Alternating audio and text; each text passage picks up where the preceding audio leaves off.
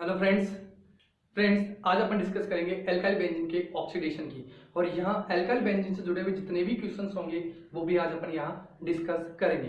देखिए, अगर मैं बात करूँ एल्काइल बेंजीन के अंदर टोलुइन की, तो देखिए टोलुइन का जो ऑक्सीडेशन है वो किस तरह से मैं करवा रहा हूँ। अगर मैं टोलुइन की बात करूँ तो टोलुइन मैंने ऐड कर दिया KMnO4 इन बेसिक मीडियम, या मैं कह दूँ KMnO4 इन एसिडिक मीडियम, या मैं कह दूँ Na2Cr2O7 इन एसिडिक मीडियम। तो इनकी प्रेजेंस में जो टोलुइन है और इस टोलुइन का जो मिथाइल ग्रुप है वो ऑक्सीडाइज होकर के किस में कन्वर्ट हो जाएगा, COOH ग्रुप में कन्वर्ट हो जाएगा। That means toluene is converted into benzoic acid in presence of KMnO4 in acidic medium, KMnO4 in basic medium and Na2Cr2O7 in acidic medium।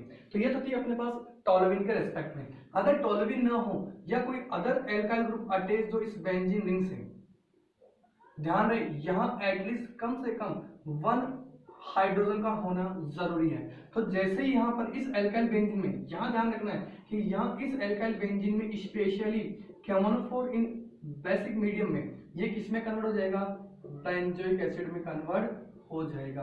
तो यहाँ भले कितने ही कार्बन हो इससे कोई दिक्कत नहीं, लेकिन यहाँ इस कार्बन के पास में एक हाइड्रोजन का होना जरूरी है। अगर मैं यहाँ पर ले लेता हूँ इथाइल बेंजीन, सपोज मैंने ले लिया इथाइल बेंजीन और इथाइल बेंजीन को ऑक्सीडाइज करवाया इन प्रेजेंस ऑफ KMnO4, ठीक है। तो ये बेसिक मीडियम में किस में कन्वर्ट कर देगा, इसको बेंजोइक एसिड में कन्वर्ट कर देगा। ऐसे अगर मैं इस इथाइल की जगह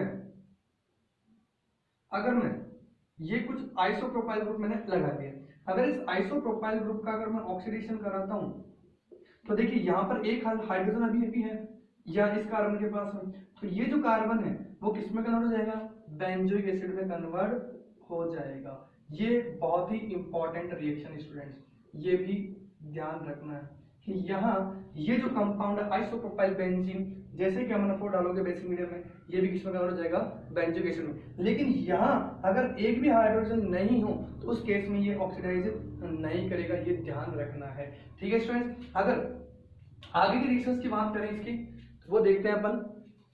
अगर मैं इसी टोलुइन को क्रोमिल क्लोराइड की प्रेजेंस में ऑक्सीडाइज करूं, किसकी प्रेजेंस में, क्रोमिल क्लोराइड CrO2 Cl2 के प्रेजेंस में, एंड देन हाइड्रोलाइज कराऊं, तो अपन जानते हैं कि ये एक इटार्ड रिएक्शन है और इटार्ड रिएक्शन में जो टोलुइन है वो किस में कन्वर्ट हो जाएगा, बेंजाइड में कन्वर्ट हो जाएगा। तो देखिए यहाँ से फिर मैं अगर क्वेश्चंस की बात करूं तो यहाँ क्वेश्चन मैंने ये ले लिया कि मेरे पास कोई बेंजीन है और इस बेंजीन की रिएक्शन मैंने CH3Cl से in presence of anhydrous AlCl3 के प्रेजेंस में करवाई।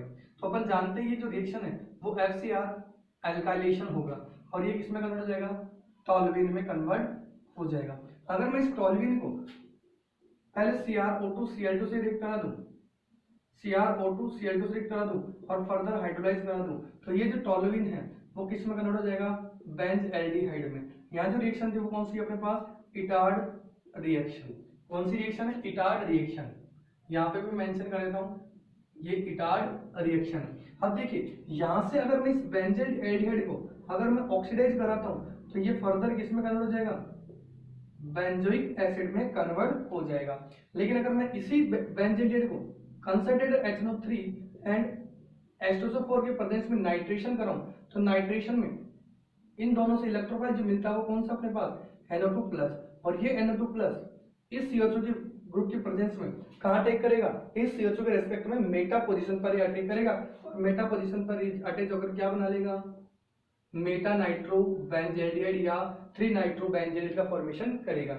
ऐसे अगर मैं यहाँ इसका भी अगर नाइट्रेशन कर रहा हूँ H2SO4 की प्रेजेंस, नाइट्रिक एसिड और H2SO4 की प्रेजेंस में, तो यहाँ पे भी ये COOH एक मेटाडाइटिंग ग्रुप है, इसलिए NO2 का अटैच होगा इस बेंजोइक एसिड की मेटा पोजीशन पर NO2 का अटैच होगा। यहाँ जो रिएक्शंस हैं ये रिएक्शन कौन सी है, aromatic electrophilic ARSE, aromatic electrophilic substitution, aromatic electrophilic substitution, ठीक है स्टूडेंट्स। आगे चलते हैं। अगर मैं इसी बेंजाइड को यहाँ से लेता हूँ, अगर मैं यहाँ कंसंट्रेटेड एनियन अटैच करता हूँ तो अगर आपको याद हो तो यहाँ अल्फा कार्बन पे अल्फा हाइड्रोजन एब्सेंट है, तो यहाँ जो रिएक्शंस होंगी वो कौन सी होंगी, कैनिजारो रिएक्शन होगी।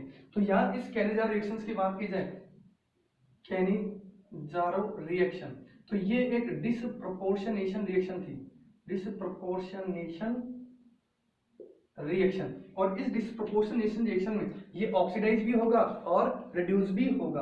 अगर मैं रिड्यूस करता हूं तो ये बनाता है बेंजाइल अल्कोहल, प्लस ऑक्सीडाइज होगा तो ये बनाएगा बेंजोइक एसिड का sodium salt, that mean sodium benzoate बना देगा। ठीक है स्टूडेंट्स, अब देखिए ये जो ग्रुप जो अटैच है जिनसे मैंने नाइट्रेशन करवाया इनके बारे में मैं एक्सप्लेन करता हूं। अगर मैं बात करूं बेंजीन से अटैच इन ग्रुप की, सीओ ग्रुप, अब सीओ के अंदर हो सकता है कि या इस फ्री वैलेंसी से कोई एल्काइल ग्रुप अटैच हो, कीटोन हो, या हो सकता है कोई हाइड्रोजन अटैच होकर यानी एल्डिहाइड हो सकता है कोई कार्बोक्सिलिक एसिड OH अटैच हो, ठीक है, हो सकता है कोई ईस्टर ग्रुप हो, या हो सकता है कोई अमाइड ग्रुप हो, या हो सकता है कोई NO2 ग्रुप हो, या हो सकता है कोई साइनाइड ग्रुप हो। तो ये सारे के सारे जो ग्रुप हैं वो कौन से हैं, इलेक्ट्रॉन विड्रॉइंग ग्रुप है। और ये इलेक्ट्रॉन विड्रॉइंग ग्रुप जब बेंजीन पर अटैच होंगे तो इन ग्रुप पर देखो, जब बेंजीन पर अटैच होंगे तो जो इलेक्ट्रोफाइल है इन ग्रुप की वजह से वो कहां अटैक करेगा, इसके मेटा पोजीशन पे, क्योंकि जो प्लस चार्ज है इन ग्रुप की वजह से वो ऑर्थो और पैरा पोजीशन पे जनरेट होगा। जब ortho para position plus charge आएगा तो इलेक्ट्रोफाइल न तो यहाँ अटैक कर पाएगा ऑर्थो पर और नहीं पैरा पर, तो उस कंडीशन में ये कहां अटैक करेगा, इस बेंजीन रिंग के मेटा पोजीशन पे। इसीलिए इन ग्रुप्स को अपन एक और नाम क्या दे रहे हैं, meta directing groups. So these groups are also called as meta directing groups. इसीलिए जब मैंने नाइट्रेशन करवाया यहाँ पर तो इस नाइट्रेशन में जो इलेक्ट्रोफाइल NO2+ वो इन CHO की वजह से और COH की वजह से कहाँ अटैच हो रहा है, मेटा पोजीशन पर अटैच हो रहा है। ठीक है, अगर मैं ब्रोमिनेशन करवाता तो भी मैं कहाँ अटैच करता, इस Br को इनकी मेटा पोजीशन पर अटैच करता। तो यहाँ ये मेटा डायरेक्टिंग ग्रुप थे, इन्हीं की प्रेजेंस में जो इलेक्ट्रोफाइल है वो कहाँ अटैक कर रहा है, मेटा पोजीशन पर अटैक कर रहा है। चलिए तो यहाँ पर देखो FCR हो गई अपने पास, एटार्ड रिएक्शन हो गई अपने पास, और कैनिजारो रिएक्शंस भी हो गई। ठीक है स्टूडेंट, चलिए आगे चलते हैं अपन, अब कुछ कन्वर्जेंस की बात करेंगे अपन।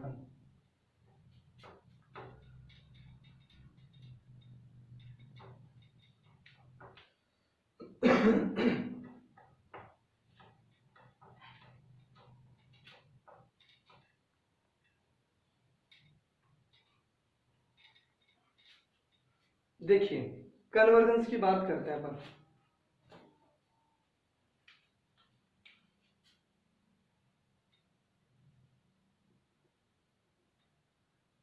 आज अपन जितने भी कन्वर्जन करेंगे वो एरोमेटिक कंपाउंड वाले करेंगे। चलिए मैं स्टार्ट करता हूं, मैं सबसे पहले बेंजीन से। ठीक है बच्चों, बेंजीन की अगर मैं बात करूं तो बेंजीन की रिएक्शन मैंने करवाई मिथाइल क्लोराइड से in presence of anhydrous AlCl3। यहाँ जो रिएक्शन होगी अपने पास कौन सी होगी, FCR एल्काइलेशन होगी, इससे ये क्या बना लेगा, टॉलुइन बना लेगा। अगर मैं इस टॉलुइन का क्लोरीनेशन कराऊं HNU की प्रेजेंस में तो एक Cl जो sp3 कार्बन वाला है वहां से हटेगी और ये क्या बना लेगा, बेंजाइल क्लोराइड बना लेगा। इस बेंजाइल क्लोराइड का अगर मैं फर्दर वही क्लोरीनेशन कराऊं तो ये बना लेगा CH Cl और Cl, यानी ये जो बेंजाइल जो कंपाउंड था उससे क्या बन जाएगा, बेंजल क्लोराइड का फॉर्मेशन हो जाएगा। अब इस बेंजल क्लोराइड का अगर मैं एसिडिक मीडियम में हाइड्रोलाइसिस कराता हूं, हाइड्रोलाइसिस, तो यहां से दोनों जो CH हैं इस CH से जो अटैच Cl है वो रिप्लेस हो जाएंगे थ्रू द OH ग्रुप। ठीक है, न्यूक्लियोफिलिक सब्स्टिट्यूशन रिएक्शन। अगर मैं बात करूं इस एक ही कार्बन पे अटैच 2 OH की, तो अपन जानते हैं कि when more than 2 OH are attached at the carbon, the compound is release water molecules। तो यहाँ से क्या होगा, ये जो कंपाउंड है वो वाटर मॉलिक्यूल का रिलीज कर देगा और रिलीज करके क्या बना लेगा, यहाँ बेंज एल्डिहाइड का फॉर्मेशन कर लेगा। और यहाँ इस बेंज एल्डिहाइड की बात की जाए तो ये बेंज एल्डिहाइड जब कंसंट्रेटेड NOH की प्रेजेंस में रिएक्ट करेगा तो यहाँ कैनिजारो रिएक्शंस होंगी और कैनिजारो रिएक्शंस के थ्रू कैनिजारो रिएक्शन होगी और कैनिजारो रिएक्शंस के थ्रू अपन क्या बना सकते हैं, बेंजाइल अल्कोहल और इसका sodium salt of carboxylic acid का फॉर्मेशन करेंगे, क्योंकि अपन जानते हैं केंजार्ड जो रिएक्शन होती है वो कौन सी होती है, डिस्प्रोपोर्शनेशन रिएक्शन होती है, डिस्प्रोपोर्शनेशन रिएक्शन होती है। ठीक है स्टूडेंट्स, तो यहाँ ये जो कंपाउंड किसमें कन्वर्ट हो जाएगा, benzyl alcohol plus sodium benzoate में कन्वर्ट हो जाएगा। ऐसे अभी मैंने बताया था कि अगर मैं इसका ऑक्सीडेशन करा देता हूँ, पीसीसी डाल दूं, तो ऑक्सीडाइज होकर के ये किसमें कन्वर्ट हो जाएगा, बेंजोइक एसिड में कन्वर्ट हो जाएगा। ऐसे अगर मैं इस बेंजीन की reaction carbon monoxide plus HCl के साथ रिएक्शन करा दूं और हीट कर दूं, तो ये किसमें कन्वर्ट हो जाएगा, बेंजोयल क्लोराइड में कन्वर्ट, सॉरी बेंजाइड में कन्वर्ट हो जाएगा। तो यहां जो रिएक्शन थी वो कौन सी थी, गाटरमान कोच रिएक्शन थी। चलिए आगे चलते हैं। अगर मैं इसी बेंजीन को आगे लेता हूं यहां से,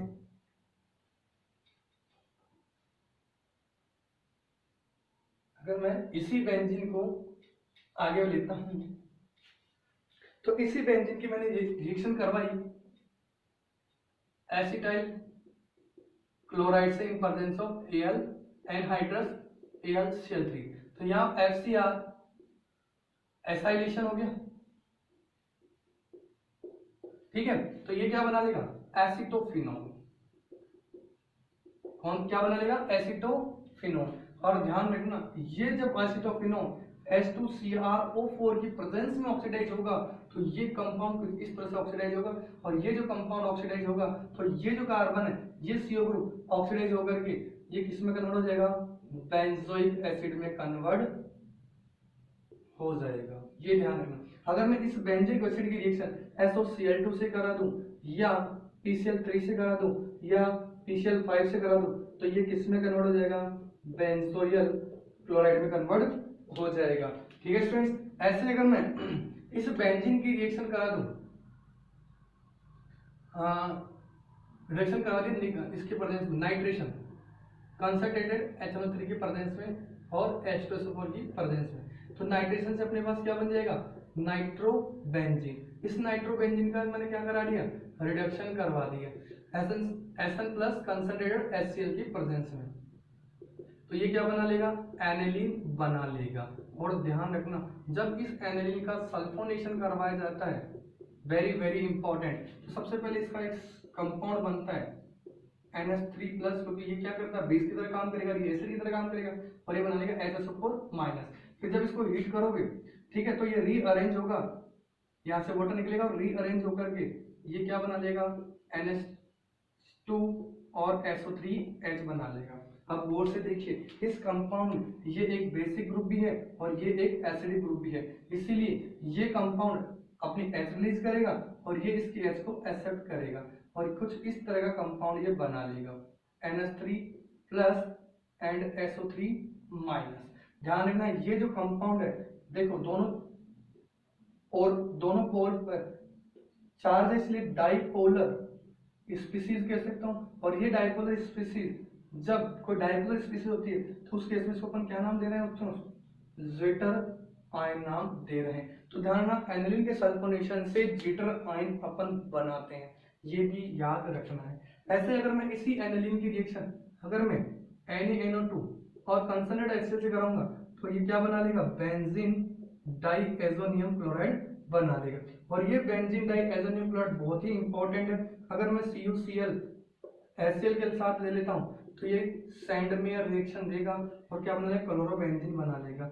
ऐसे अगर मैं Cu की प्रेजेंस में अगर HCl लेता हूँ या HBr लेता हूँ, तो यहाँ पे हो सकता है, यहाँ पे Cu अकेला है, तो ध्यान रखना, अगर Cu अकेला है और ये क्लोरोबेंजीन बना है, तो यहाँ जो रिएक्शन होगी तो कौन सी होगी अपने पास, सैंडमेयर रिएक्शन। और यहाँ जो रिएक्शन है वो कौन सी है, गाटरमान रिएक्शन। ध्यान रखना, यहाँ जो रिएक्शन है वो कौन सी है, गाटरमान कोच, और यहाँ जो रिएक्शन है वो कौन सी है अपने पास, गाटरमान रिएक्शन है।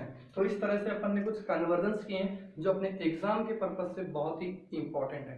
स्टूडेंट्स, मैंने नीट के पर्पज से और जेईई मेंस के पर्पज से बहुत सारे वीडियो लेक्चर्स मैंने अपलोड कर दिए हैं।